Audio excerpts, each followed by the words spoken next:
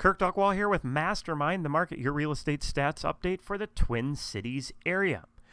Are we going to see housing prices fall dramatically due to inflation, or are we just in a bubble, or none of the above? What do I mean by that? We'll get into that in just 1 second. But first, make sure you click on that subscribe button. We know that knowledge is power, and the more knowledge that you have about our Twin Cities real estate market, the more that you can leverage that to your advantage. So again, click on that subscribe button. Let's dive into the data. Showings per week, per listing, median sale price range. Well, this was one of those years it fell off after the holiday week. We mentioned it may jump up ever so slightly or fall back, as you know, the few week trend at this time of year is to start to drop off more and then level out as we get into July. So we saw that drop off. Why is this in red, you may be wondering? It's because our MLS was having an issue last week with being able to update statuses. So all the agents around the Twin Cities area, all the brokerages, were not able to get the statuses updated correctly. However, we do not think it affected the showing data, as we checked and double-checked some of the numbers, and it is a separate system, even though linked with the MLS, for tracking that information. If anything is different, though, next week, we'll let you know and get those numbers updated. So, yeah, drop back, 4.76. One of the numbers, though, this is one that we used to confirm that was probably correct, is we saw the total number of showings jump up. So you may be asking, well, why would this fall off but this go up? It's because there's a lot more listings on at this time of year, so a lot less competition, or less competition per listing. When we look at last year, though, big jump in showings at 3321 in comparison to this year. Part of the reason there is that there are a lot of buyers that stopped their search in the spring market, and it was about this time of year they started getting comfortable with getting back out and starting their home search. So that's why we see that jump up there. So yeah, 30% down, slower than last year, week over week. Okay, the inflation question. This is something that I've had come up with clients, and we brought it up in our meeting today, so agents as well, brokers talking about this. And it's a very good question. So how is the housing market affected if we do see some inflation coming into the market? So the areas that are in gray are recession times on this chart, which is the inflation customer prices for the United States. We can see that. And then I want to jump over to house prices. So looking at those same times, we see very little adjustments, if not actually home prices still continuing to move up.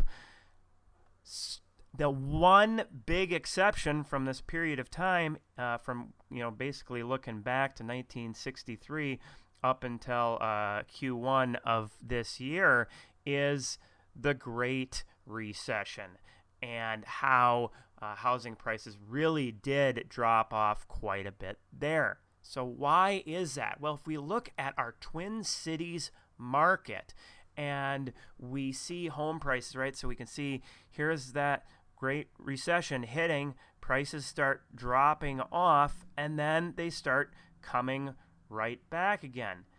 This is more so a supply and demand issue as to why we are at in our Twin Cities market. If we look at the total number of homes for sale during that same period of time, this is where the Great Recession is hitting. And we had over 33,000 homes on the market on the 12-month rolling average. And now we're sitting there down at 7,522. So there's just a lot more demand out there. And so really the housing market tends to be more affected by housing and the inventory, the supply and demand, than it is inflation. Granted, job loss can play into it. So, the amount of people, if they lose their jobs, that can obviously affect. And we see small movements that play into the prices during times where the economy is not doing as well. but not the drastic movement that we saw in the Great Recession. So although we may see small, ever so slight drop-offs, and sometimes it, like I mentioned, it can still actually housing prices move up. If we look here in the mid-70s, we can see housing prices moving up through the recession period. Again, in the 80s, housing prices moving up, and then by I think the 90s, we see just a slight drop-off. So are we in a bubble is the next question. Well, going back to this, no, it's supply and demand. Right now, there are so few listings on the market, and we don't see anything really that's going to bring a ton more listings into the marketplace. There isn't that big inventory of foreclosures people thought there would be. There's no golden bullet that's going to fix the inventory issue. So that's really the main factor. So what do you do in a market like we're in? You play the seasonal bubbles, I guess is the best way to put it. If we look at the monthly homes for sale, we can see that moves up and down, but then we look at sale prices. Okay, and we can see that moves, and that tends to move more dollars-wise than what we see during almost all those recession periods that we look at is looking at the seasonal market. So we do get a nice drop off, kind of midsummer moving into fall. The problem with waiting all the way till winter is inventory is pretty low by then for buyers, so not a whole lot of choices.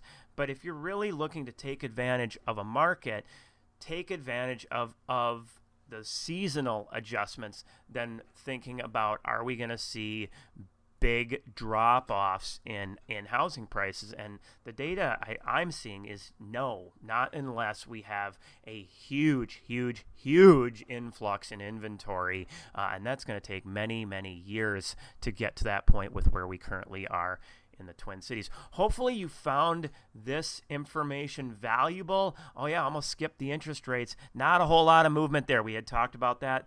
Rates probably staying relatively flat over the next 6 weeks. Oh, and I'm almost skipping the market meter too. That is so important as well. The market meter.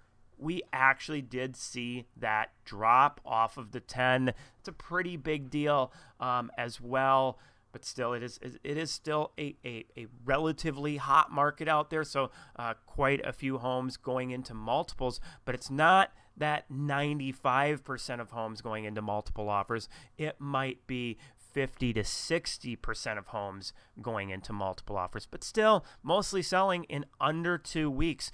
So if you're a buyer out there, it's okay now to maybe start going and looking at those homes as they come onto the market right away. If you make a quick offer, you might beat other offers to the table. For sellers, this time of year, like I mentioned in the beginning of the video, that things start to level off going into July for the showing activity. So, yeah, we are at a 9.79 on the market meter, so still pretty strong, but we do expect that to come back into that 7s range and probably hold steady there through the summer. Hopefully you found this information valuable. Again, click on that subscribe button. Take care, be safe, and have a great week.